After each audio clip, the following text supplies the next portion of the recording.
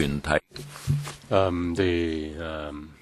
May I welcome the individuals and groups for attending the Constitutional Affairs panel meeting. This is a consultation on the consultation document issued by the administration on the selection of CE in 2017 and the LegCo in 2014. We've reached the appointed hour. Though not everyone who has signed up has come, I will invite you to speak in order. Each will be given 3 minutes, and afterwards, after 3 minutes, there will be a ring of a bell to remind you that the time is up, and you have to end your speech. If you have any written submission which you want to give to us, we welcome this. You can give it to the Secretariat, and your submission will be issued to members. I would like to remind you that when you express your views here or when you give your written submissions, all these are not protected by the Legislative Council Powers and Privileges Ordinance. When you speak, please speak closer to the microphone so that we can hear you more clearly. If you want to listen into the interpretation, you can do so. We have the following channels: Cantonese, English, and Putonghua. Let me remind you, whether you are attending the meeting or whether you are in the public gallery, we have an instruction which are related to security measures. Please take note of those instructions and please cooperate. After the individuals, the groups have spoken, I will invite the Secretary for Constitutional Affairs and Constitutional and Mainland Affairs, or rather the Undersecretary, to give a general response to the views given. And then I will see whether members would like to ask any questions. This session will last until 10 to 3. The first is Mr. Ngan Yik-hei. I represent the Federation of New Territories Youth on this constitutional reform. The CE's election has gone into the second stage of consultation. Implementation of Universal Suffrage in 2017 is a must, and people are longing for this election of the CE. 5 million qualified voters can vote the CE by one person, one vote. We are very encouraged, and we should respect the basic law. We staunchly support the decision of the NPCSC on the 31st of August 2014. As for the membership and structure of the nomination committee, it should follow the present arrangement of the election committee. It's formed of 4 big sectors, according to the same proportion, 300 each sector from each sector. There is no need to change the subsector, 38 subsectors altogether. Is in line with the basic law. The basic law requires the election committee and the nomination committee to be widely representative. It's within the same piece of law, and the wording is the same. So the sector and subsectors should be maintained. Is in line with the implementation of universal suffrage. We shouldn't waste too much time on whether or not to adjust the subsectors. Or if we do so, then it will not be good for reducing controversies, and it will not be good for reaching consensus to achieve 2014 universal suffrage.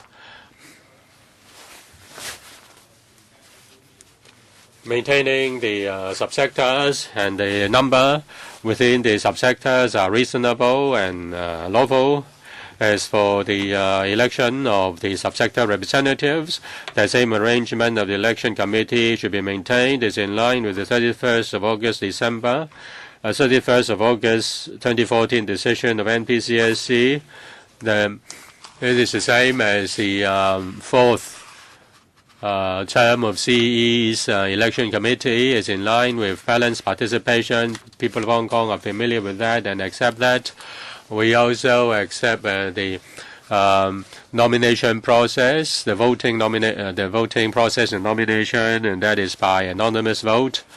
The members will not be subject to any threat or other kinds of incentive. We hope people can work together to implement Universal Suffrage in 2017 for the CE. Next, Mr. Chen Chi-wai. The 12 NPC on the SE on the 31st of August last year passed the Universal Suffrage election for Universal Suffrage for selecting C in 2017. There will be one person, one vote voting for the CE in 2017. It shows that Hong Kong has a very important milestone in political development. We should positively respond to that so that our political system can move forward. One country, one person, one vote is an important achievement, and we should attach importance to that. During the colonial era, the head of the executive is appointed by another country. The people of Hong Kong didn't have any involvement or participation in selecting the local head. After reunification, the community has been working very hard for political development. The citizens' participation have increased. In 1999, in the CE election, there was CE election, and then in 2004, there was a task force to consider the development of the political system. In 2017, there will be CE election by one person, one vote.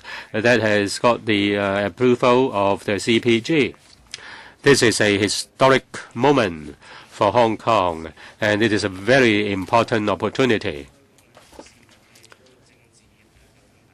There is more political participation by the people of Hong Kong. We should support that. Everybody can participate.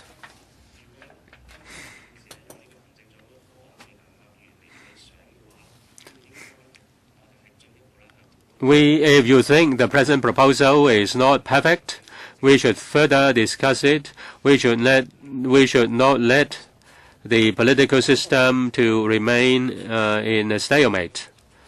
If there is any inadequacy in the election in 2017, we should review and improve upon it to reach the expectation of the people. A voyage of 1,000 miles starts from the first step. We should grasp the opportunity and build a good future for our next generation. Mr. Lawman Lim. Chairman, I represent the Hong Kong, Yunnan, Taiwan Youth Exchange Association. We should be realistic in dealing with the matter. Hong Kong is successful because of the rule of law, and we support that the election or selection of the CE in 2017 should be made according to the decision of the NPCSE and also the basic law, so that the people of Hong Kong can select the CE by one person, one vote. The nomination committee should follow the example of the present election committee. It is made up of 1,200 people. It should remain the same. As for the detailed procedures of nomination of the candidates, that can be a recommendation by members. There should be a nomination by at least 100 members of the nominating committee, and each member can nominate one participant. There can be 2 to 3 candidates supported by the nomination committee, as long as the first 3 as long as those who have got the those 3 who have got the highest number of support from the nomination committee members, they can be the candidates. The nomination committee should have a term of 5 years. As for the CE is not appointed, then how should it be done? We propose to change Cap 569, which deals with the non-appointment of the candidate by the CPG. As for political party background of the CE, we don't have political party law, and the community doesn't have a consensus. Our view is that the CE election in 2017 should be in compliance with the present arrangement in terms of political party background. Mr. Tang Hing Tin. Chairman, I'm a retiree. I'm a descendant of a worker. Let me state my position. I support 1,200 membership of the nomination committee. The 4 sectors each will have 300 members. There will be 2 to 3 candidates for the CE selection. The generation of the nomination committee remains the same. The candidate should get at least 50% or more of the support of the nominations. After the first round of consultation, the Pan Democrats have issued many demands. They attempted to overturn the basic law, overturn the decision 31st of August. They also incited a small number of people to occupy the central, but they ignore the anti-Occupy Central signature campaign, which has collected 1.8 million signatures. Now it was finally resolved. The Occupy movement is fully resolved. The opposition are just trying to make use of any opportunity to overturn the political reform, and they also target at the CPG and target at the CE. They mislead the students. They make use of their legal knowledge. They target at the CPG led by the Communist Party. They target at the CE. They breach one country, 2 systems. They undermine this. Can they just talk and try to solve the problem? They mount the non-cooperative movement. They delay the proceedings of the council. People are fed up with this. And the electoral members, you are paid by the public. You are part of the government. You have to monitor the government and give your views, amend the law. You should be accountable to your voters. You should not let the people down. You should not oppose for opposing's sake. You have created an uncivilized council convention. I oppose all the nomination methods suggested by them. For example, civic nomination, nomination by political parties, 3-track approach, listing system, blank ballot papers, etc. The Pan Democrats opposed all the constitutional discussion and had staged a boycott. But members of the public want to elect their own CE in 2017. I hope that those Pan Democrats who have a conscience will support the endorsement of this constitutional package, which will benefit our future development. Ms. Chen Man Wai. Mr. Chairman, I'm locally born and brought up. I would like to have universal suffrage for the CE election in 2017. As for the nominating committee and the nomination method, I'm of the view that the democratic method is to vote on each and every candidate one by one. Nominating committees must give a simple majority support to a particular candidate if that candidate is to be allowed to run, and only one or two should be allowed to run. Mr. Wong, Mr. Kam, Mr. Chairman, we've gone through the Occupy movement. The SARG's attitude is very clear. We have to follow the basic law, and there must be a nominating committee to nominate the candidates. Given this political reality, Hong Kong only has 2 choices. One is to have status quo. So in the next term, we'll still have 1,200 members in the nominating committee. Another option is to endorse this constitutional package.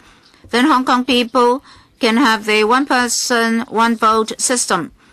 Whether or not the electors choose to cast a blank ballot or not is up to them. That's a very major, important step in terms of constitutional development. I think those opposing members should consider why we're saying that one person, one vote is better than the 1,200 members of the nominating committee to vote. Mr. Ma Yun was actually criticizing those who would like to establish their own business, only engage themselves in empty talk. They never move one step forward. Maybe Hong Kong is the same. Everybody has different ideas. When there's such a good opportunity in front of us, we're facing the possibility of this opportunity being rejected, and then we'll be back to square one. We have to treasure this opportunity. Should we let this historic opportunity go? I think here all of us say that 1,000 miles start with just one step. So we should take the first step first, and then we can have the second, the third steps. Then we'll continue to develop. I hope that the Pan-Democrat councillors will not oppose the constitutional package. Otherwise, you're actually not democratic, but anti-democratic.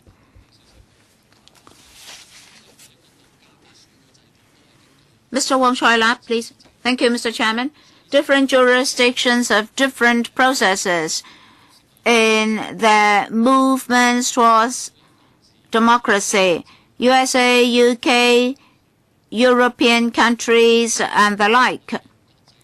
So we don't have an internationally recognized democratic electoral system. Hong Kong is a special administrative region of China. Therefore, Hong Kong CE should be elected under the concept of one country, two systems and the Basic Law. And we should follow the guidelines of the Basic Law by adopting a gradual approach and then make improvements. The constitutional proposal in front of us is a big step forward. For the first time, we'll be electing our own CE under a one-person, one-vote system. This is an important milestone in our constitutional development. Then we can conclude our experience and make improvement. Therefore, this proposal is not the ultimate electoral method.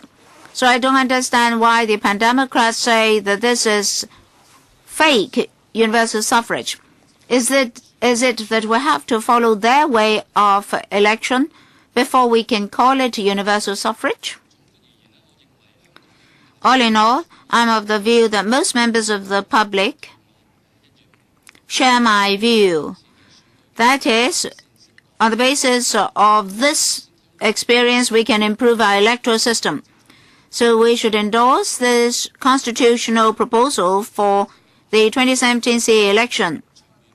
Then in the long run, Hong Kong's constitutional development will be stable, and the package is the best for Hong Kong people. These are my views for the constitutional proposal.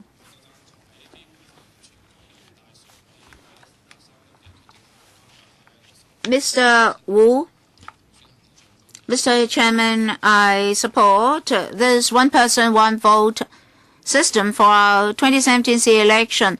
Will be breaking a record in history. I have the following views to follow. There are 38 sectors and subsectors in the nominating committee. In accordance with the existing arrangements of the election committee, these can remain unchanged. And the tenure of office of the nominating committee should be 5 years, such that when the post of CE is vacated, we can, in a timely manner, elect the new CE. When we adopt the one-person, one-vote system, we should adopt a two-round approach. If the candidate is not supported by the CPG, we should start the nominating process by invoking the CE election ordinance and have a re-election. As for the composition of the nominating committee, we should have a period of time for registration or application such that the qualifications of the candidates can be vetted. At the moment, the proposal already includes BL 44. For those who are willing to be accountable to the CPG, uphold Hong Kong's basic law, and honor the obligations as PRC nationals are important. So all these should be included. Mr. Chen Si-ching. Good afternoon, Mr. Chairman. I think we have to define one thing first for this constitutional reform package. Why should we have universal suffrage? I think most Hong Kong people will tell you we should have global values, but nobody can tell us the reason. Some people will say because the mainland authorities promised us universal suffrage, so we should have it. But where? Joint declaration? Sorry? Apparently not. Well, basically, it's because it's in the basic law that now we should have universal suffrage. So pragmatically, this is just a constitutional responsibility. We should not have excessively romantic imagination. Most Hong Kong people don't understand this. What's the basic law? The basic law is a mini constitution applicable to Hong Kong only under the endorsement of the NPC. Subjectively, we want Hong Kong to have democracy, but in practice, we would like to implement one country, two systems. Hong Kong people always mention two systems, saying that the mainland is trying to make Hong Kong communist, suffocating Hong Kong's freedom, etc. But precisely, Hong Kong's democracy is given by the Basic Law and the NPC. Beyond the Basic Law, if we want to have international standards like civic nomination, we are already against the Basic Law. It's self-contradiction. Deviating from the Basic Law, you won't have any constitutional basis. There's no one country, two systems. So you cannot say that under the Basic Law we should have universal suffrage and democracy. Freedom and democracy are two different things, but we often mix them up. Under one country, two systems, we enjoy relative freedom that is protected and given by the Basic Law. Have we ever thought that if everybody on the football pitch is allowed to use his or her hands, then there will be rounds and rounds of confrontation? I hope that we can honor our constitutional obligation by having universal suffrage for the 2017 CE election. This is our aspiration, as well as a major victory for us. For the pro-establishment camp and the pan-democrats, we should arrive at an advanced universal suffrage option supported by everybody. Well, you should not bet on our freedom and democracy. Don't tell us that this is genuine universal suffrage. You're actually cheating us. Mr. Cheng Chip-pan, well, these days, some people are still saying that without civic nomination, we should veto the constitutional package. Let me ask you, in most democratic jurisdictions like US, UK, and France, there's no civic nomination. Their heads of state are not returned by civic nomination. Civic nomination has never been the international standard. There are no international standards for elections. Every country considers its own circumstances in laying down its electoral laws. Under the Basic Law, we should have this one person, one vote system, and then the CE elected should be appointed by the CPG. we should not bypass the basic law. That's unrealistic. This is just empty talk. Eventually will only remain status quo. In order that we'll take a step forward towards democracy, we should enhance the degree of democracy under the nomination methods, composition of the nominating committee, etc. We can discuss all these. We suggest that apart from the 4 major traditional sectors, we should have more sectors to absorb more voices from society, like women, young people, ethnic minorities. These suggestions comply with the basic law and can enhance the degree of democracy in the nominating committee and can obtain social consensus. So the SARG should consider. Let me say this, it's better to have a choice. It's better for all people of Hong Kong to choose rather than to have 1,200 people to choose. So one person, one vote is the wish of the majority of Hong Kong people. In 2017, we don't want to sit down at home and watch TV. We would like to cast our votes. So let me advise you, Pan-Democrats, don't be the enemies of our people. Please enact the constitutional package such that we can take one step forward. Ms. So Yi-man, thank you, Mr. Chairman. I'm So Yi-man, representative of the Dak Long 居民協會. I won't use a small child to share with you the views of our village on constitutional reform. I'll give you a real example. I work in housing estates, and very often I eat in the housing estate. One Saturday, I ate in an eatery in the housing estate. In front of me, there are 3 primary pupils discussing how to elect their prefect. They said, how come we adopt one person, one vote to elect our own prefect, but the adults cannot use one person, one vote to choose the CE they want?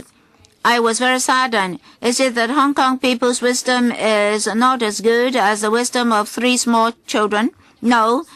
In my housing estate, there are many new immigrants, many elderly people. For this genuine universal suffrage proposal, they attach huge importance to it. And every day, a few elderly gentlemen came to talk to me. They asked me not to give up. I should strive for real democracy for them. We should not be slaves. Ever since the handover, our core values were eroded. Corruption, media being attacked, wealth gap issue, etc.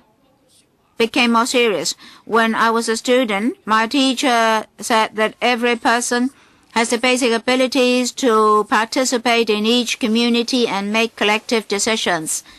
The welfare of a group of people is based on a democratic electoral system. At the moment, the SARG is only accountable to the CPG. The so-called policies or guidelines mapped out by the SARG only focus on the interest of the mainland. Not many of these policies attach importance or interest. So it's just like a dog running around its owner. He sacrificed our interest in the interest of his boss. The executive and legislative relationship is very tense. The CE's relationship with the local people's groups are also not good, not to say his relation with the people of Hong Kong. Implementing genuine universal suffrage, giving the power back to the people, is the solution of restarting Hong Kong and removing conflicts in Hong Kong. Many people have different views towards the trio, constitutional reform trio, and the pro-establishment. We hope that you will stand in the same line as ours. Next, Mr. Lim Sek Wai. Mr. Chairman and members, I was brought up locally. I belong to the silent group. I was brought up under the British rule. The appointment of the CE and the election of the LegCo had nothing to do with us.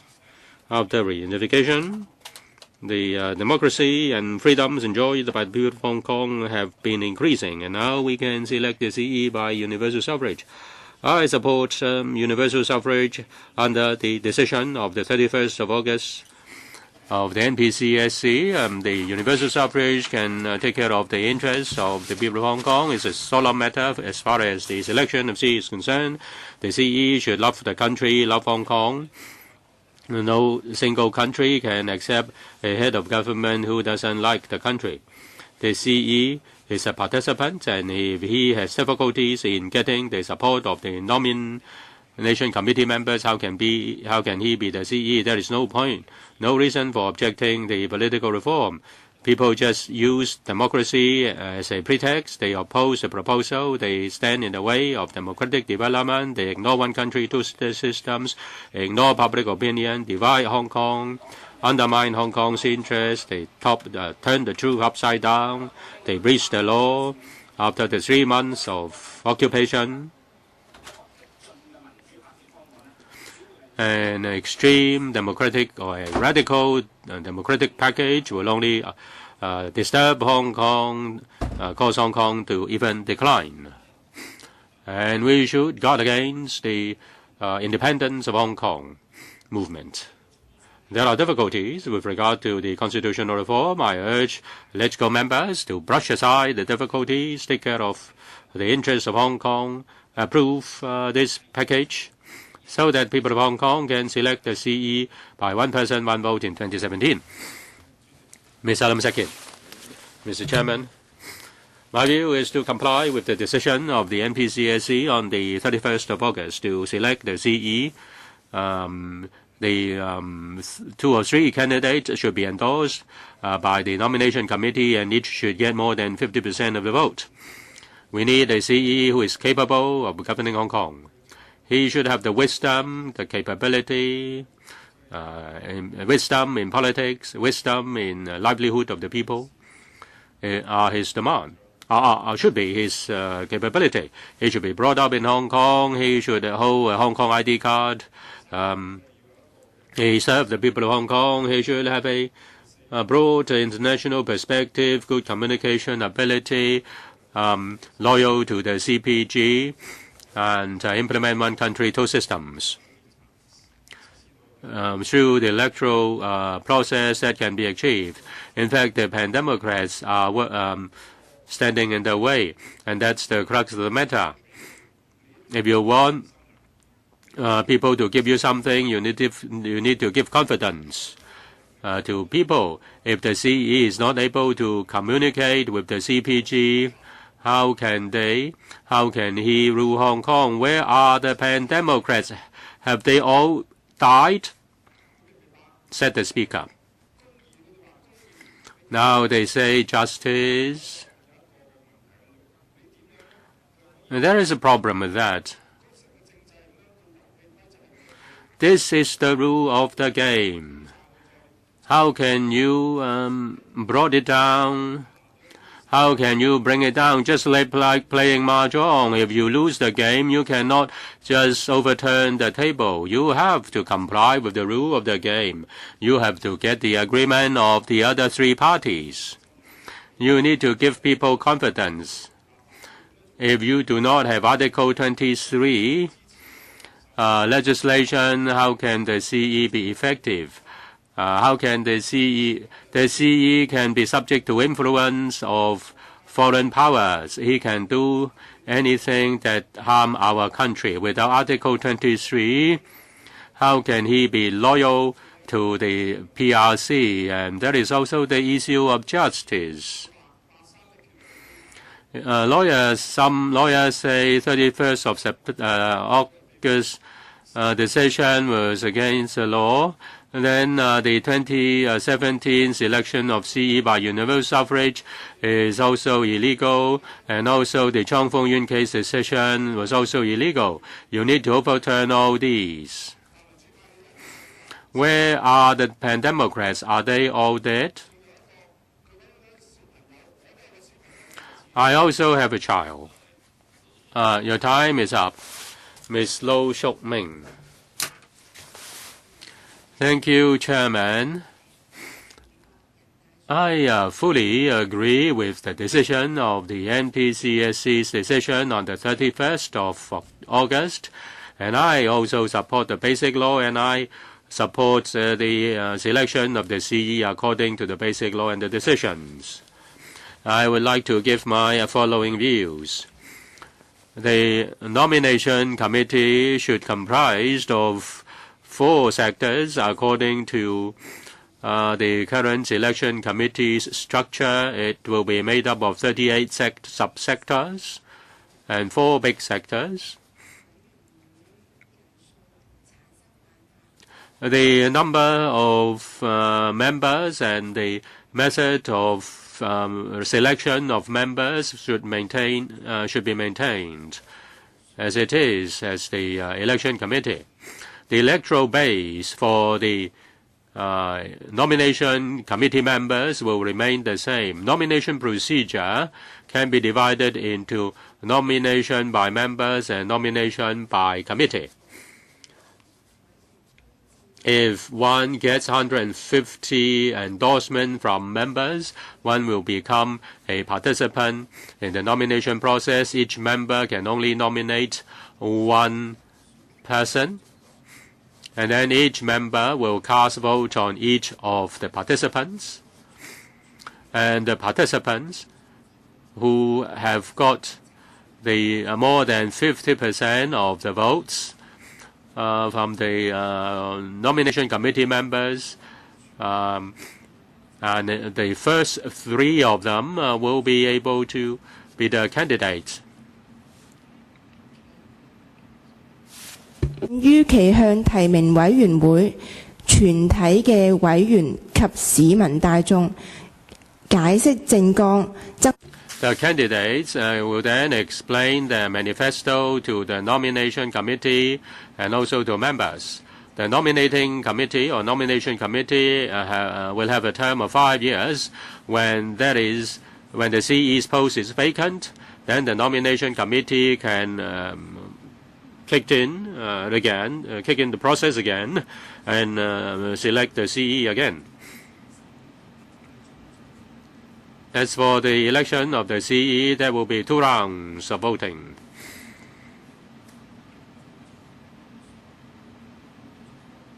If the CE candidate the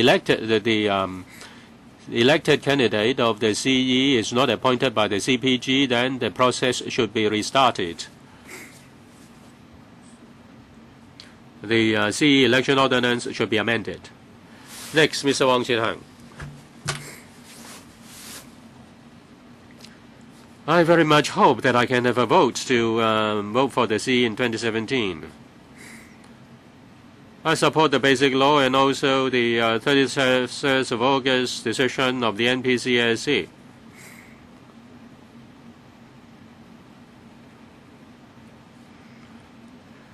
The nomination of the committee should be formed with 4 sectors and 38 subsectors as it is with the election committee.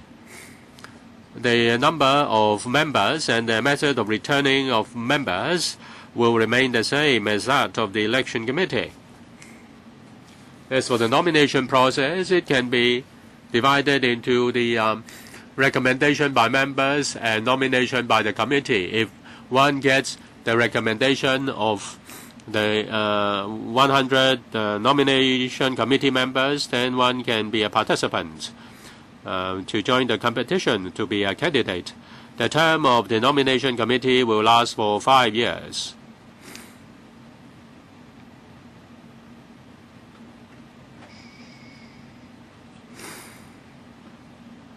When the CE elected is not appointed by the CPG, then the process should be restarted.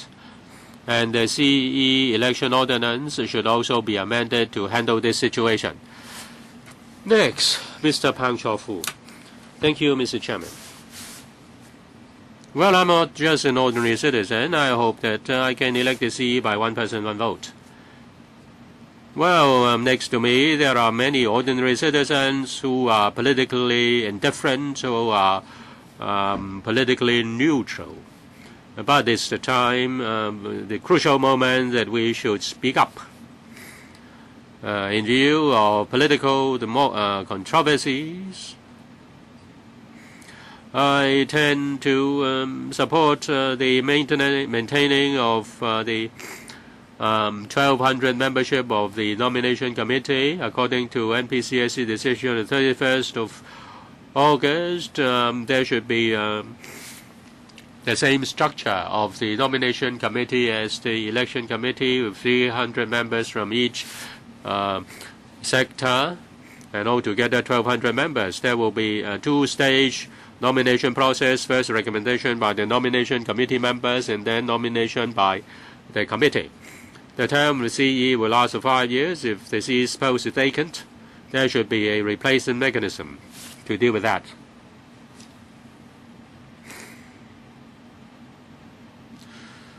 Finally, on the political party background of the CE, there is no political party law. Well, I and my friends of the view that the political parties cannot represent our views. There are many controversies. There is filibustering and anti-filibustering, and we don't support the CE having a political party background that will make things complicated. It's better to maintain the status quo. I also urge the Pan-Democrat members, this is an opportunity which is only once in 1,000 years. Please consider the overall interests.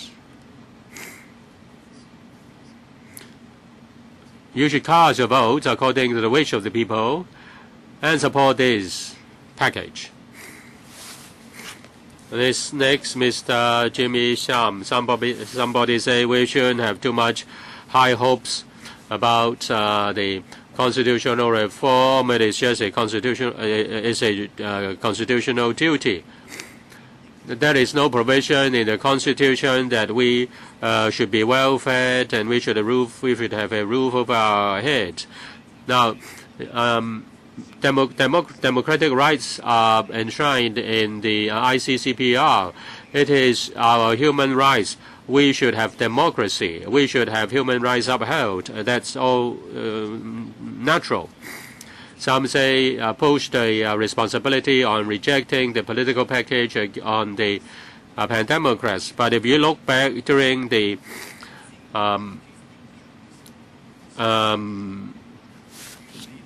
proposals, incubation period, there was the Ronnie Tong package, the Anson Chan package, but the NPCSC just rejected all the proposals by the Pan-Democrats. It doesn't just rejected mild democratic package. Even previous NPCSC decision was overturned. The NPCSC decision just said that reference should be made to the election committee for the formation of the nomination committee. But the decision of the NPCSC on the 30th of August was that it should follow the election committee. In the future, the NPCSC can also reject everything done by this term of the government and the former NPCSC decisions. The nomination committee will not give people universal and equal suffrage. The ethnic minorities, low-income groups, unemployed, the LGBT groups be members of the nomination committee. Civic nomination is universal and gives universal and equal rights to the people. One person, one vote under the framework of 31st of August is not a real universal suffrage. In fact, this is after much tough screening, and tough screening, say, for example, C.Y. Leung or somebody like C.Y. Leung may get just 500,000 votes and becomes a CE, and that he will claim that he has popular mandate. But in fact, he is not. The world is moving towards universal suffrage, and I'm not afraid that Hong Kong will not get one person, one vote. Hong Kong, I cannot see that the Communist Party can last forever. I hope the Council will reject the proposal. Mr. Leung Ka-wai, the majority of the citizens of Hong Kong hope to have one person, one vote to select the CE. Nobody will question that. The question is whether the 31st of August framework. There are 3 gates. 1,200 people nomination committee. The threshold for candidate is more than half of the endorsement of members, and there should only be 2 to 3 candidates. This may be too superficial. Let me explain it to you in detail. First, the 3 gates. The first gate. Mr. Li Hui said that the delineation of sectors and also the members' returns by the sectors are to be decided by the election law in the SARG. The sectors are given the number of members. They can elect their members on their own. It's totally responsible by the SARG, which is to make the decision. You should think how to create new sectors and expand the electorate base of these sectors. So there's no small circle. As regards the second and third hurdles, under the NPCSC, the number of candidates, the number of nominators, nomination procedures and electoral arrangements have not been decided yet. In other words, in those respects, there's huge room for discussion. The CE election won't be a one-off exercise. We're only discussing the first step. In 2007, the NPC decided that in 2017, Hong Kong can adopt the one-person, one-vote system to elect the CE, so long as the present constitutional package is supported by a 2/3 majority in the LegCo. So I hope that under the framework of the NPCSC decision, there can be communication and exchanges, so that in accordance with the law, we can have universal suffrage and forge consensus to create something new. Mr. Chang, Mr. Chairman, I work in the university. I often face university students. Young students, young people attach importance to universal suffrage, particularly that with an international standard. Young people should understand what's meant by fairness and justice, the right to vote and the right to stand for election, before knowing the international standards. Under the one country, two systems concept, our electoral procedures are based on the basic law. We would like to be democratic and proceed. We would like to have universal suffrage and peaceful right to vote. That is, to vote for the candidate that we desire. That is the right to vote and the right to stand for election. Nomination rights don't have international standards. Not everybody can be nominated for people to vote on. Here, I hope society will have more discussion on the 2 powers. Young people should participate more and have more discussion. In history, which country, which electorate can have universal right to vote and right to stand for election? University students should collect more information on the 2 powers, such that they understand the international standards more. And then in social media, information collected should forge social consensus. Of course, I hope Hong Kong's democracy can develop such that while expeditiously developing China's economy, China can also have constitutional reform. Ms. Yu Kwai-chu, Well, Mr. Chairman, our members mainly come from the financial services and business sector, also young people from the IT sector, legal profession, and so forth. We would like to build Hong Kong, serve Hong Kong, and pay tax in accordance with the law. We don't want to see Hong Kong divided because of this political discussion. We don't want Hong Kong's safety be undermined. Otherwise, in the long run, Hong Kong's stability and future development will be affected, in particular the prospect of young people. So today we stand out to express our views and viewpoint. We support the Constitutional Affairs Panel to act in accordance with the NPCSC decision and interpretation in discussing the consultation document. Anything against the basic law and the NPCSC decision won't be feasible. Hong Kong's democratic society should develop rationally. Besides, we genuinely hope that the constitutional document can be endorsed. And then we strongly oppose all forms of non-cooperation campaign to express aspirations. As for the composition and method of election of the nominating committee, number one, we should insist on the execution and spirit of the NPCSC decision.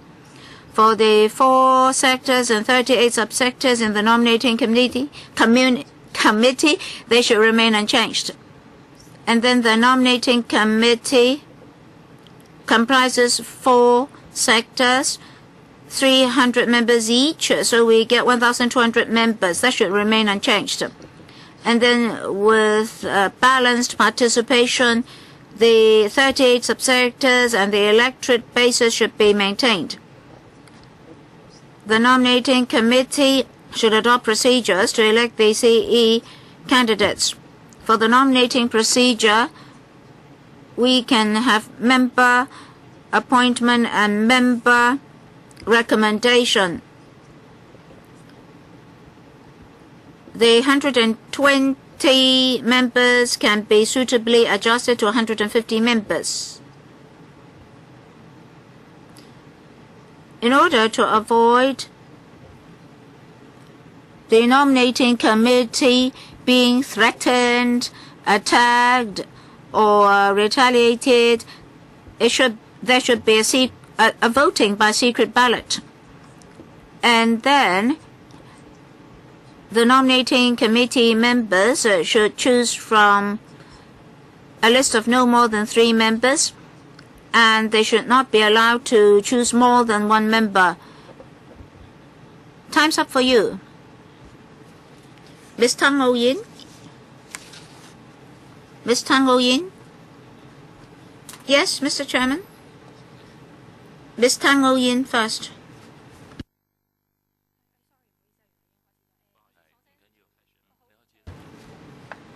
Sorry.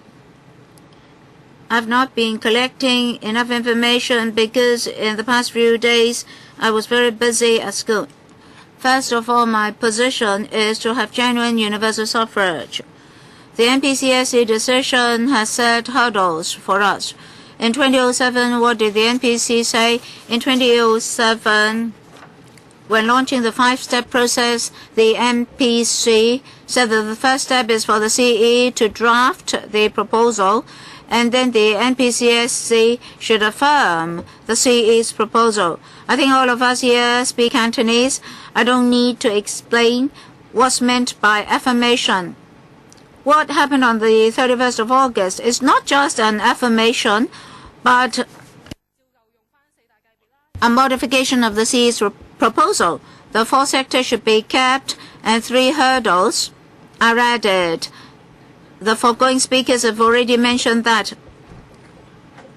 Well, when we're a small child, when our script was vetted by our teachers, the teachers would only say yes or no, good or bad, but not modifying our script. So the NPCSC should not modify the CE's proposal. As for the 4 sectors and the subsectors, we know that in the agriculture and fisheries sector, the electorate is small in size when compared with other sectors. Why is it that they should return the same number of nominating committee members as other sectors and subsectors? This should be queried. In Hong Kong society, every citizen is equal. I don't understand why the CCY Leung was not arrested because of his corruption case involving 50 million people. Why is it that 60 members, well, I'm just giving random figures. Why is it that in some sectors 60 members can return 60 candidates, but in other sectors 600 members can only return 60 candidates? So the subsectors and sectors should be reviewed. And in LegCo, Mrs. Carrie Lam said that after the occupation movement, we should strictly adhere to the Basic Law and the NPCSC decision, which are unshakable constitutional principles. It's precisely because of months of the Occupy movement, public opinion is very clear, that is to have genuine universal suffrage. I don't understand why Mrs. Carrie Lam added something onto that. The Chinese University conducted a poll showing that 1.2 million people have participated in the Occupy movement. So I don't understand the remark of Mrs. Carrie Lam. Mr. Lam, would you please not interrupt? Ms. Ho Kit Ling. Thank you, Chairman. Hong Kong CE is an important and representative figure. He must have integrity, love his people, and through universal suffrage and people's election, have a high degree of recognition, such that we can stably develop our future. I'm a Christian. I thank Jesus for letting me be born in Hong Kong. From kindergarten to university, I received education in Hong Kong. From learning to believe, I was taught to tell the right from the wrong. I should honest, I should be benevolent and kind-hearted.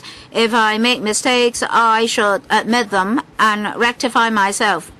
Now, for this universal suffrage blueprint, there are these false statements such that they ask us to pocket the package first. And why not start first? Well, in fact, behind this beautiful picture, there are ugly pictures in relation to power, etc. We're told that there is no definition for universal suffrage. So long as one person or each person has one vote, then it is universal suffrage. But we need a fair and equal election. We should have equal rights in terms of the right to vote and the right to stand for election. If one person, one vote is equivalent to universal suffrage, I really can't accept this deceitful and flawed system.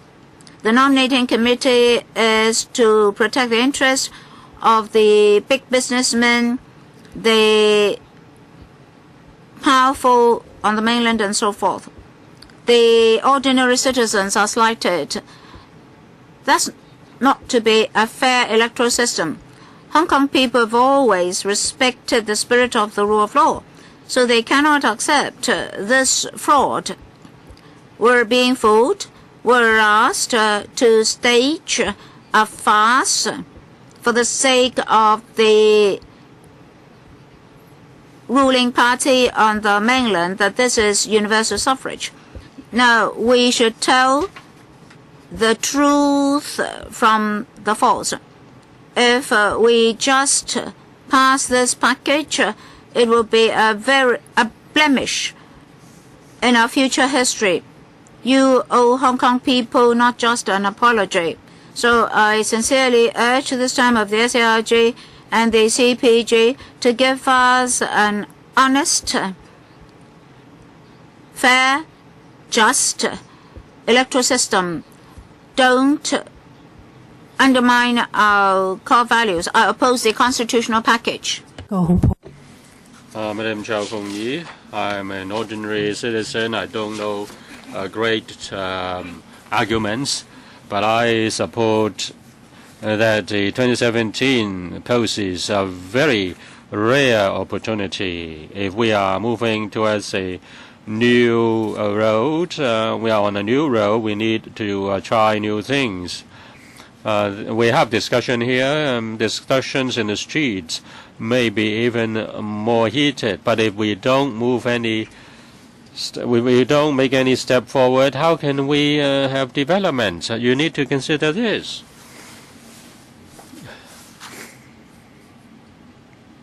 There were a lot of discussions, but there are many things which have not been implemented. The government should be more effective. We don't want to see filibustering, don't want to see storming, we don't want to see the Occupy movement. It upset people's livelihoods. As for the issues in the consultation document, I hope the status quo can be maintained while moving towards universal suffrage. As for the formation of the nomination committee, it should be maintained 1,200 people, 38 sectors, 38 subsectors, 4 big sectors. As for the generation of the nomination committee, the same method should be maintained like the election committee with the same electoral base. As for the threshold for nominating candidates, recommendation by members and nomination by committee. In the recommendation stage, 150 members jointly put their names in support of a participant. Each member can recommend one participant. As for the voting process, it should be anonymous. Anonymous voting will avoid pressure so that members can cast their vote according to their real preference. The nomination process should be as simple as possible. Voting process should be as simple as possible. Each member can be given 2 to 3 votes so that the first 2 or 3 candidates who get the highest vote will become the candidate for the CE election. If the CE elected is not appointed, then the nomination process will have to restart. There is a need to amend the CE election ordinance to deal with this.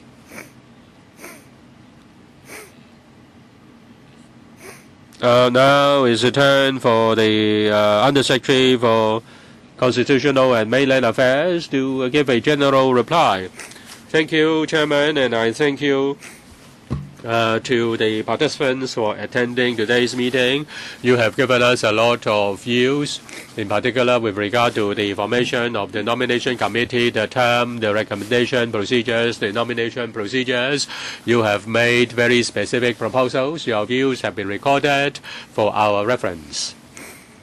And after the completion of the consultation, we will make reference to the views of the public, and then we'll make our recommendation to the Council, and our proposal will made to the Council in the second quarter, and that will be the third step. And at that phase, it will be entirely in the hands of the Council.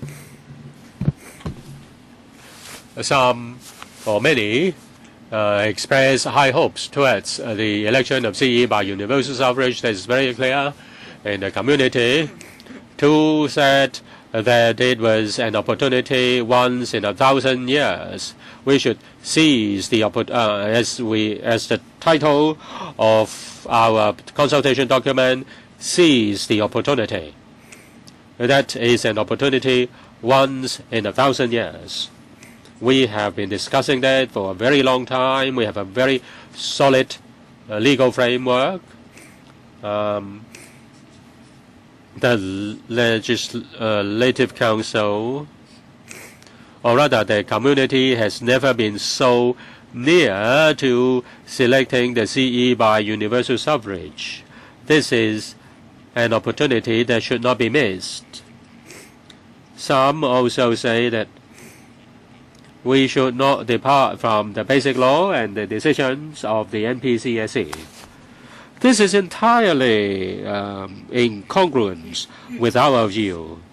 Those who don't want the NPCSC decisions, who ask for revocation of NPC decisions, just like when you are going to a 6-yard box, you suddenly stop, and then you bring the ball back to your own half. That's not good for the people of Hong Kong.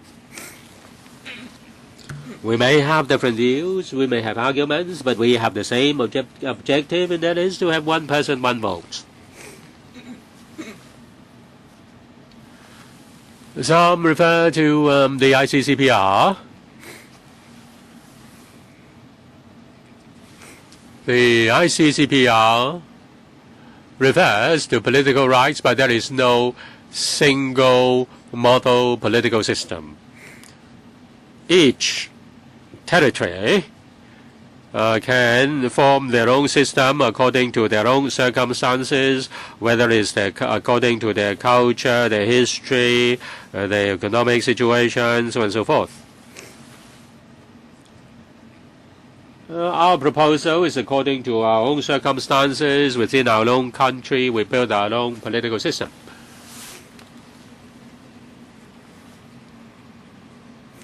As for the decision of the NPCSC in 2007,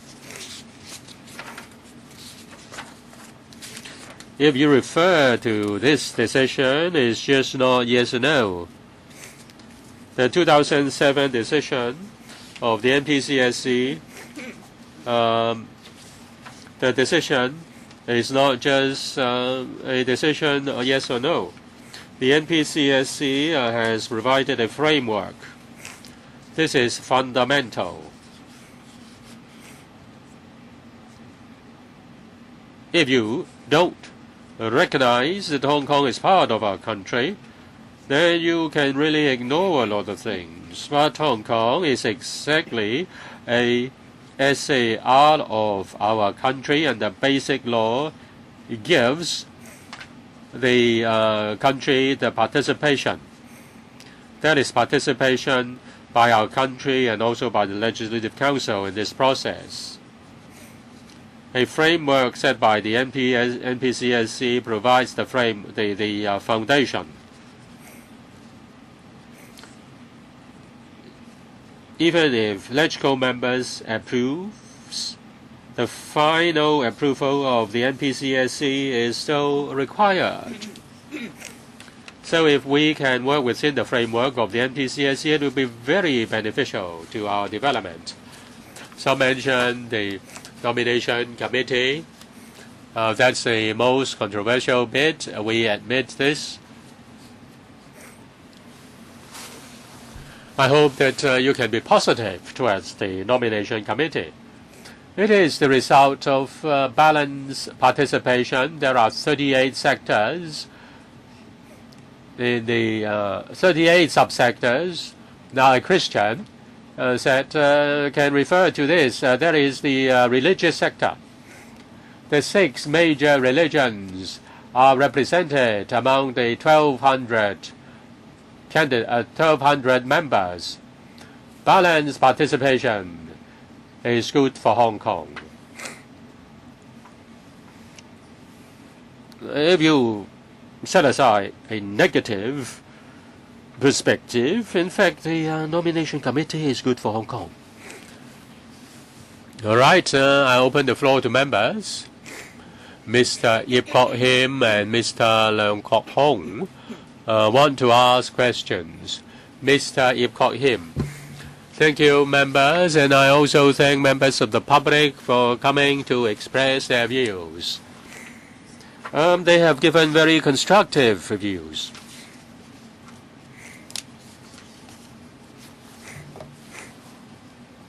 I have heard all your views.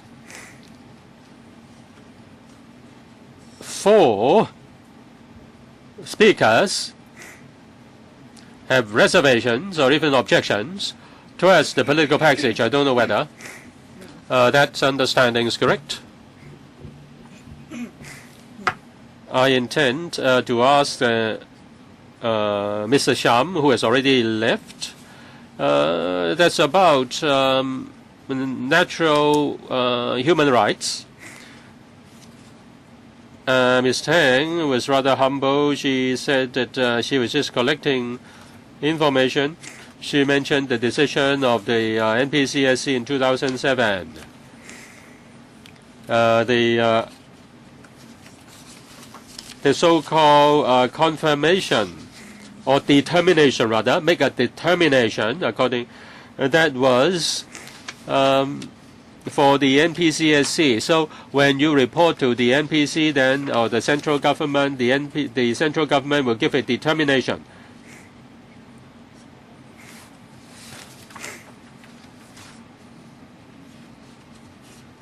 Now the amendment of the election of the CE and the LegCo should be proposed by the SARG and then endorsed by 2/3 of the LegCo, and then the CE will report to the NPCSC for approval.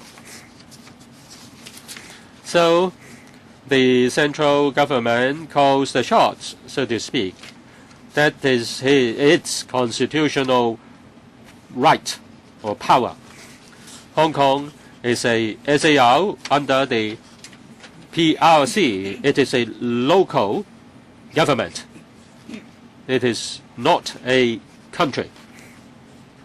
That's why there is the 5-step process. That's why there is a decision of the CPG. That's my view with Ms. Tang. This is my view for Ms. Tang. I also want to ask Ms. So, you have expressed a rather strong view.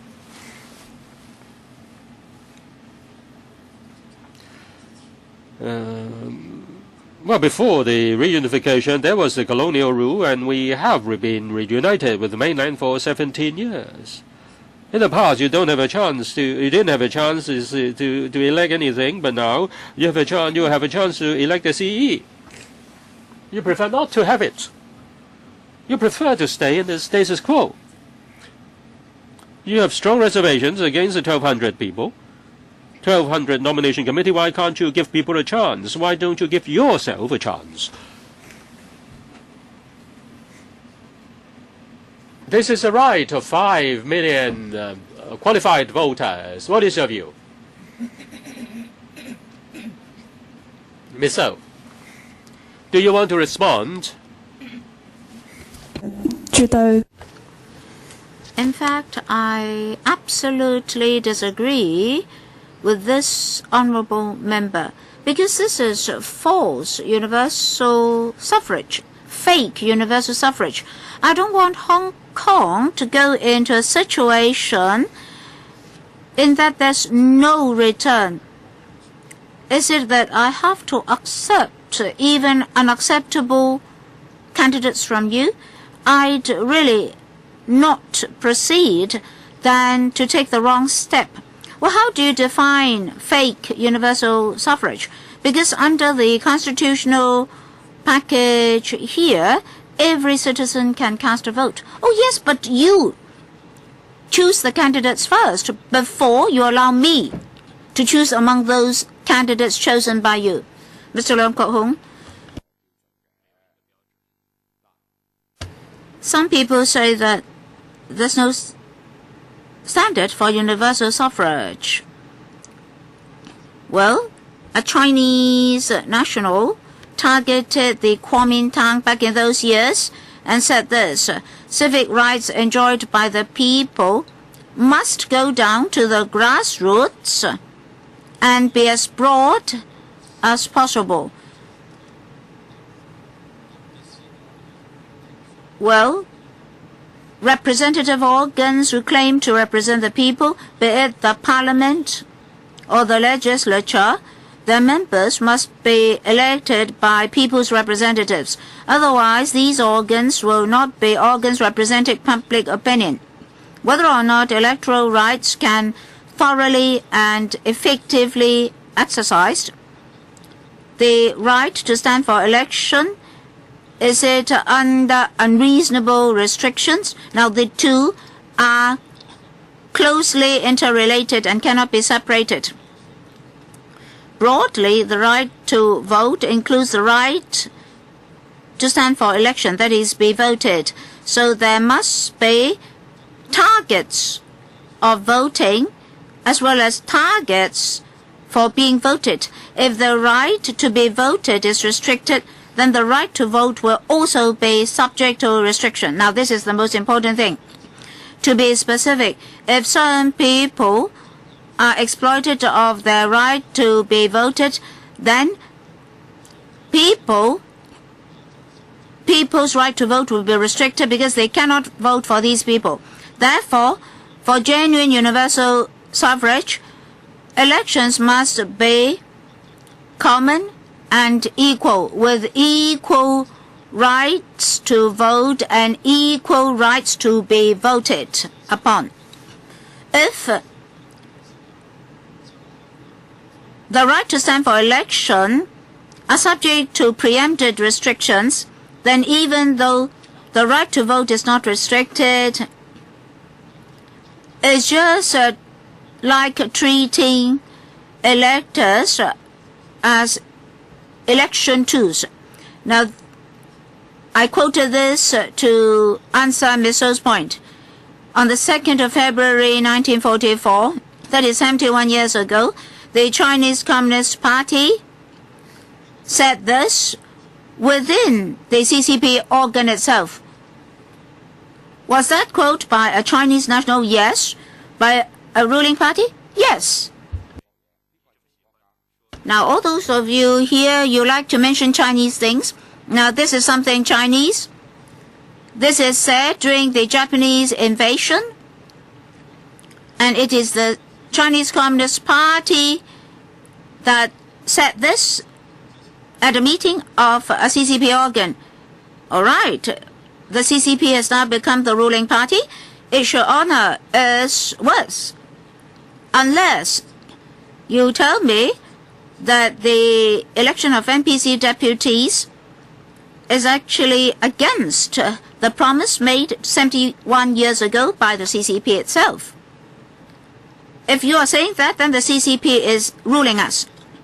All right, if the right to stand for election is restricted, that is, you can be screened out in advance, that is, before the election, then it is actually a distortion of the truth. And I don't know whether any of you here were parroting. You said that there's no civic nomination even in the US, the UK, European countries, etc. But usually when a civically nominated candidate does not have the support of major political parties, he will not succeed. All right, so let me stand for election. The electors may not vote for me. Let me tell you, in all advanced Western jurisdictions, there's civic nomination. That is, if you have obtained so many ordinary citizens' nomination, that is equivalent to civic nomination, equivalent to nomination by political parties. So, Mr. Lau Kong-wah, would you please study your materials well? I may not always be at this meeting.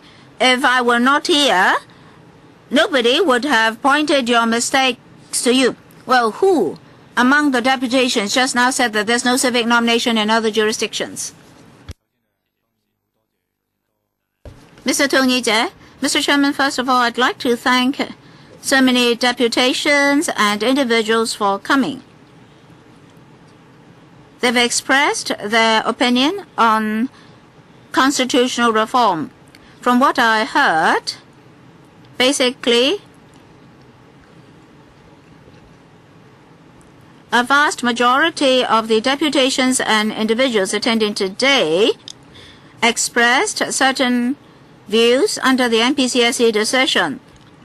Constitutional reform will impact hugely on the future of Hong Kong.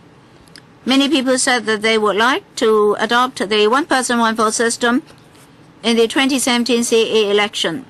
As for the nominating committee, actually at the moment we're focusing on the arrangement. and opinion expressed on the nominating committee. I'm from a functional constituency. I had discussions and exchanges with members of my constituency. There's this question of whether or not the electorate base of functional constituencies can be broadened, or of the nominating committee can be broadened. In relevant academic institutions and professional institutions, we have the requirements written into our Articles of Association and Memorandum of Association. May I ask the Under-Secretary whether we'll have enough time to do that? Now, the consultation exercise will end on the 7th of March. After that, if any change is to be effected, well, let me say something about my FC first. The electoral laws or the Articles and Memorandum of Understanding of certain academic organizations and professional bodies have to be amended as well.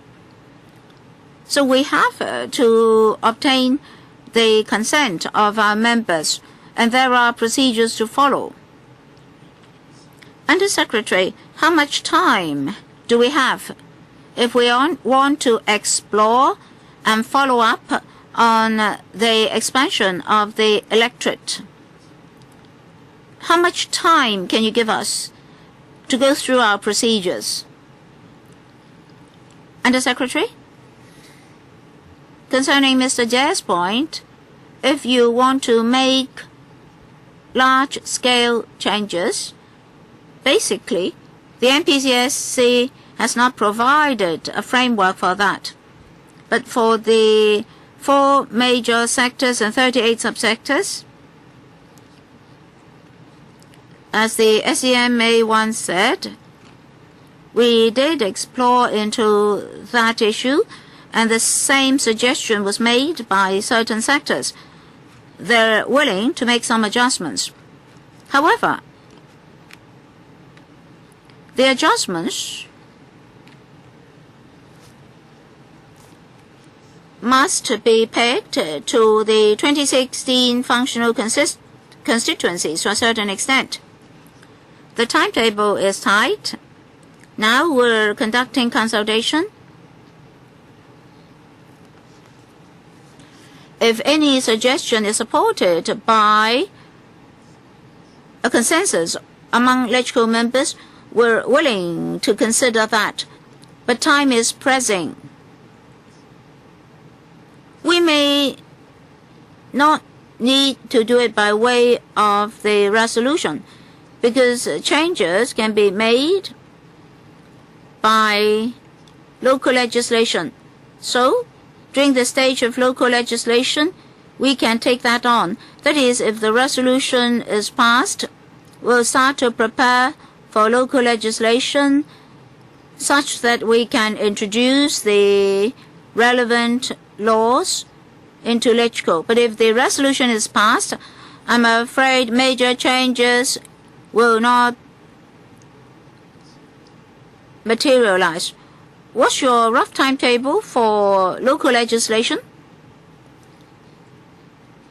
Under-Secretary, if you look at the second quarter, that is May, June, or July, we'll table the resolution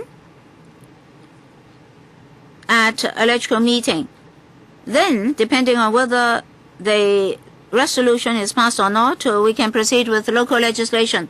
There may be different approaches.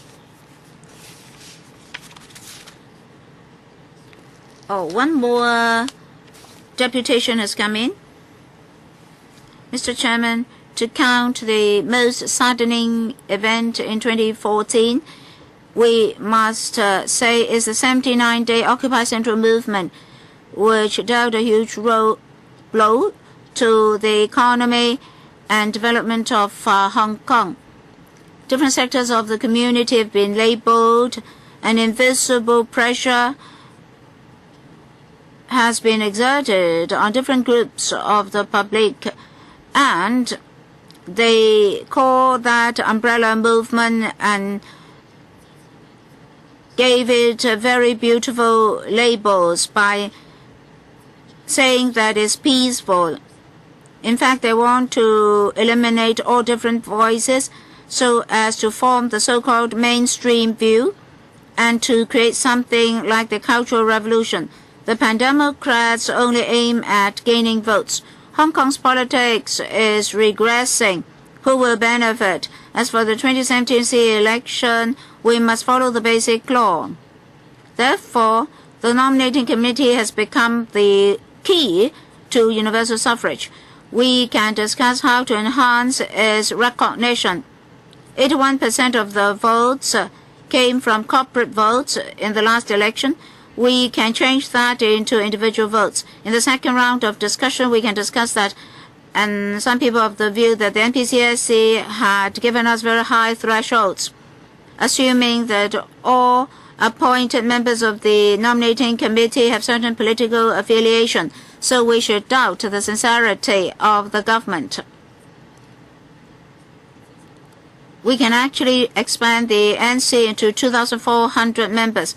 As for the 4 sectors, we can add 300 seats to each.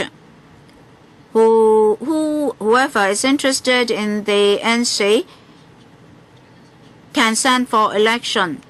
And with 1,500 votes, the candidate can become an NC member. This is the average in the past, so it's appropriate. We can maintain the original seats in the NC, and we can ensure that most NC members are returned by normal electors. As for the 4 sectors not being elected by individual votes, it is proposed that for the tourism industry, tourist guides and escorts can also vote. But the Pan-Democrats don't want to discuss. They're rejecting all options. So what political motives do they have? That's very clear. Second round, Mr. Leung Kwok Hong. Any more for the first round? No. Mr. Leung Kwok Hong, 3 minutes. Mr. Chairman, whether or not the NPCSC decision can be changed or against the basic law, in fact, in the 2007 NPCSC decision in relation to the 2012 CA election and universal suffrage, that's already made clear. The NPCSC received the report from the SARG. That's what it says. On the amendment to the method of election of the CA election, a report should be submitted to the NPCSC such that the NPCSC will make a decision. Are we going to affirm Mrs. Carrie Lam's report? Nothing in Mrs. Lam's report mentions a 50% endorsement by the nominating committee. So what does that mean? Later, they explained that to us.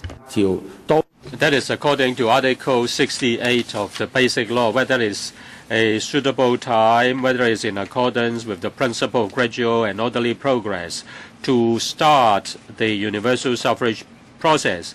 The NPCSC should only say go ahead or not go ahead, and then the SARG should do the things here. How can the NPCSC step out of line and interfere and design on the electoral method? The decision of the NPCSC on the 31st of August is in breach of the Basic Law because the Communists is moving the goalpost. The NPCSC is not authorized to set up principles like those on the 31st of August. It shouldn't be so specific as it is on the composition of the nomination committee or the percentage of votes that a participant can get before he becomes a candidate. It has never been said by the It was never said by the FTU or by the DAB. But whatever ways you read the report, you cannot come up with the conclusion of the 31st of August. According to the NPCSC decisions and according to the basic law, it is all about whether it is the right time to start the process. If you just read the standard text given to you by your superior, they will cause great trouble. I think Ms. P has said what I intend to say. Now we need to respect those who give views, be they groups or individuals. Ms. Kwok Him, your second round. I think Mr. Longhair should read more books. He shouldn't just be selective. He should study hard. I have already said that it's about amendment. It is about whether the NPC agrees to amend or not. If there is any specific package, then you have to get 1/3 of the agreement. We are working on that. Don't criticize people blindly. You should study more the books more carefully, including the reports 71 years ago. You need to study it within context. There must be restrictions to nominations. The question is whether restrictions are reasonable or not. You shouldn't scare people just by throwing books at people. They come here to give views that are close to their hearts. You shouldn't throw books at other people. You don't study hard, you don't understand the books. The decision of the 2007 decision was very clear. It has mentioned very clearly what is meant by determination and approval.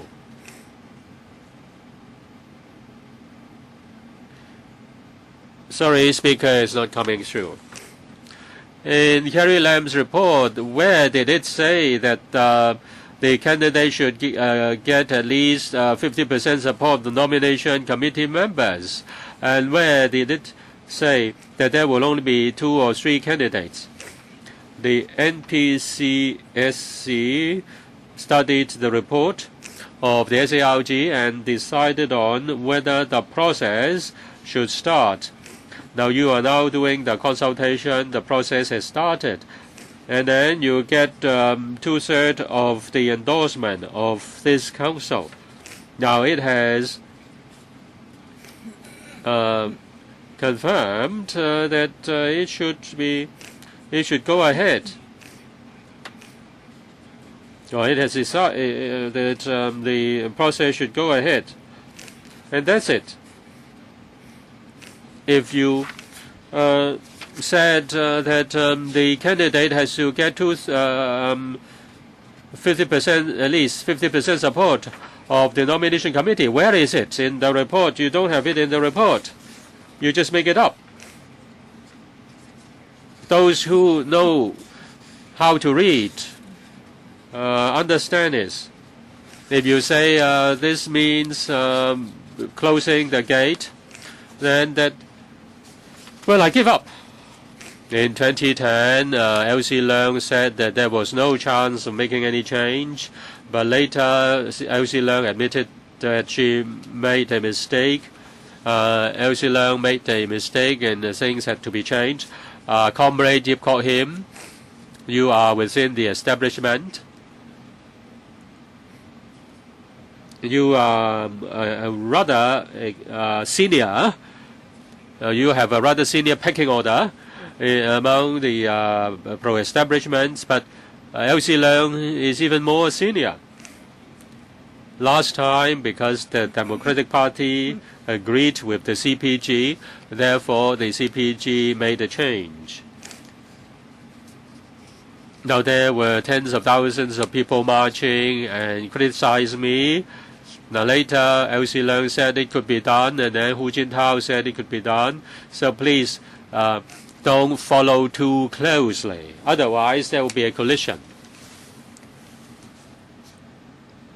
Sorry, speaker is not coming through.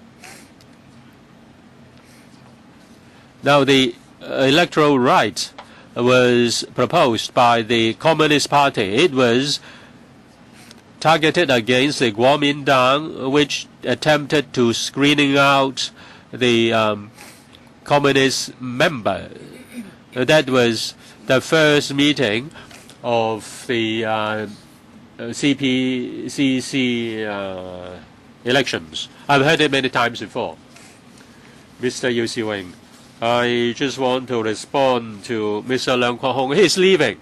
He's leaving. That's okay. That's okay. But I have to put it on record. It's not true. In the first consultation in the trio, made a report, and many said that the candidates, many mentioned the number of candidates, and I also made a proposal. That so it was not what Mr. Leung had said. As for a candidate can only become a candidate if he gets half of the support, at least half of the support of the nomination committee member. The nomination committee should return the candidates or should select the candidates by democratic system. I just want to point this out. Well, he says it was not said in the report of Mrs. Lam, but in fact he was wrong. He distorted the facts. Ms. Claudia Mo. Thank you, Chairman. Just now, Ms. Ip Kok Him said that whether the nomination was reasonable or not, that is a reasonable point. Now it's said that a nomination has to get the candidate has to get 50% of the committee members. It has to be in line with basic law and also the 31st of August framework. Now young people ask for civic nomination. And the government officials, including Mr. Lau Kong-wah and those above him, said that the basic law didn't mention civic nomination. Now, according to the spirit of common law, it is not true that if it's not said in the basic law, then you are not allowed to do it. Just like the argument that the basic law doesn't say you can breathe and therefore you are not allowed to breathe.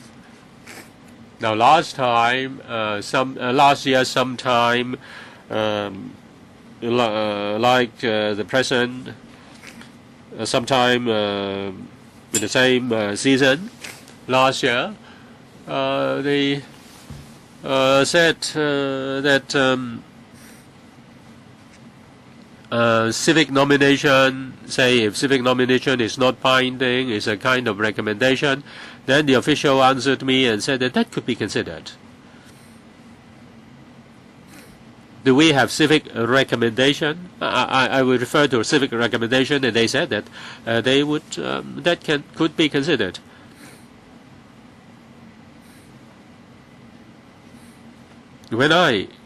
If they said that couldn't be allowed, and when I raised that, they should have rejected offhand. They should have rejected it offhand. A government official at that time responded that they would think about it. I have been in the media for more than 30 years. For those as old as myself, you should have the impression or recollection that Mr. Lu Ping said that the political reform was something the affairs of the people of Hong Kong. I also interviewed a senior official, Mr. Ji Pengfei, and he said that after 10 years after reunification, the people of Hong Kong could elect a CE. And in those years, we didn't have the term Universal Suffrage. He said that probably, by and large, after 10 years. So I expected that by 2007, 2008, there would be universal suffrage for the CE and the LegCo. Now is the year 2015. The umbrella movement has caused some inconvenience, and if you just ignore people's enthusiasm and determination towards universal suffrage, that's really unfair. You come here, of course I respect your view. You come here to give your view. But there are fundamental issues here. Now you say the Democrats have to learn compromise because politics is out of compromise. But the Democrats have compromised for more than a quarter of a century. What more can be done? I have seen written views. There is no perfect democracy. Everybody knows there are imperfections in life. The question is, the imperfection is so big that the original imperfection is further magnified. It has blocked any political reform in Hong Kong. Look at a very moderate, mild member, Mr. Ronnie Tong. He didn't say any more. He didn't ask for further improvement to this imperfection. He didn't mention that because he knows that after it's passed, it will be there forever. If you want to get 2/3 endorsement of the council, that is next to impossible. Mr. Ronnie Tong said that Beijing and the government gave the promise that FC could be abolished. He would be willing to sit down and talk, but CY Leung rejected offhand. I've noticed that Mr. Lam Shekin raised his hand. Do you want to add anything to what you say? I give you 1 minute. I just want to respond to Lam Kok Hong. The issue mentioned 70 years ago. There was no filibustering. Now they just threw out the loan fund, fishery loan fund. UK doesn't have civic nomination. Japan doesn't have civic nomination. I refer to Prime Minister. For those which have civic nomination, they discourage civic nomination. Leung Kok Hong and the Pan Democrats encourage civic nomination. They go against the trend of the world. They don't explain why this is not discouraged. That's the core. The core is how can you get a CE that serves the people and can communicate with the CPG. They mention justice, injustice. My son is in Singapore. He asked why he can't eat chewing gums. If you talk to university students in Singapore, there is no freedom to eat chewing gums. But when my son returns, he said it's good not to have chewing gums. This when he watched movies in the cinema of Hong Kong, he stick to chewing gum, and you see chewing gums in the streets. And it's good to be unjust, he said. 其實我自己個人唔係好明白阿梁議員點解講42年啊，即係所謂共產黨講嗰啲嘢出嚟嘅，即係。Honestly speaking, why do we have one country, two systems? Because Hong Kong people did not trust the mainland during the handover. So there was this concept of one country, two systems. So we have the basic law. Why should we suddenly talk about the mainland? Is it that Mr. Leung Kok Hong is of the view that we should follow the Chinese constitution rather than the basic law? So there is a logic issue here. I don't know what he meant. As regards civic nomination and whether or not this universal suffrage is genuine, we can continue to argue endlessly. If this so-called civic nomination is added to the nomination framework and become an ancillary condition and not the sole condition, that may form another suggestion. Say if under civic nomination 200 million people will be required for successful nomination, then only the DAB can succeed. So we may go to another extreme.